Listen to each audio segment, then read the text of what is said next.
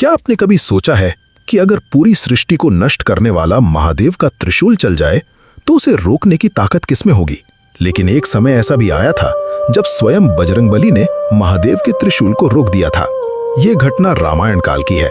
लंका युद्ध समाप्त हो चुका था, रावण मारा जा चुका था और भगवान श्री राम अयोध्या लौटने की तैयारी कर रहे थे।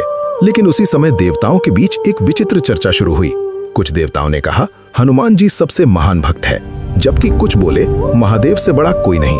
तब देवर्षि नारद ने मुस्कुराकर कहा तो क्यों न दोनों की शक्ति की परीक्षा हो जाए। ये बात धीरे धीरे कैलाश तक पहुंच गई। महादेव जानते थे कि हनुमान कोई साधारण वानर नहीं बल्कि स्वयं उनका ही रुद्र अवतार है, लेकिन लीला के लिए उन्होंने परीक्षा स्वीकार कर ली। एक दिन हनुमान जी ध्यान में बैठे राम नाम का जप कर रहे थे। तभी आकाश अचानक काला हो गया, बिजलियां चमकने लगी और कैलाश की दिशा से एक भयानक ऊर्जा पृथ्वी की ओर बढ़ने लगी। स्वयं महादेव प्रकट हुए। उनके हाथ में था प्रलयंकारी त्रिशूल। महादेव बोले, हनुमान, अगर तुम्हारी भक्ति सच्ची है तो इस त्रिशूल को रोक कर दिखाओ। पूरा ब्रह्मांड कांप उठा। देवता भयभीत हो गए क्योंकि महादेव का त्रिशूल सृष्टि का अंत कर सकता था। लेकिन हनुमान जी बिल्कुल शांत रहे। उन्होंने अपनी आंखें बंद की और जय श्री राम का उच्चारण किया।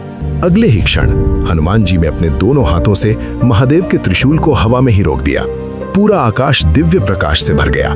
धरती कांपने लगी, समुद्र में विशाल लहरें उठने लगी, लेकिन हनुमान जी अडिग खड़े रहे। ये देखकर स्वयं महादेव मुस्कुराए। उन्होंने अपना त्रिशूल वापस लिया और बोले, हनुमान, तुम्हारी शक्ति तुम्हारी भक्ति है। जहां राम नाम है वहां कोई भी शक्ति तुम्हें हरा नहीं सकती। इसके बाद महादेव ने हनुमान जी को गले लगा लिया।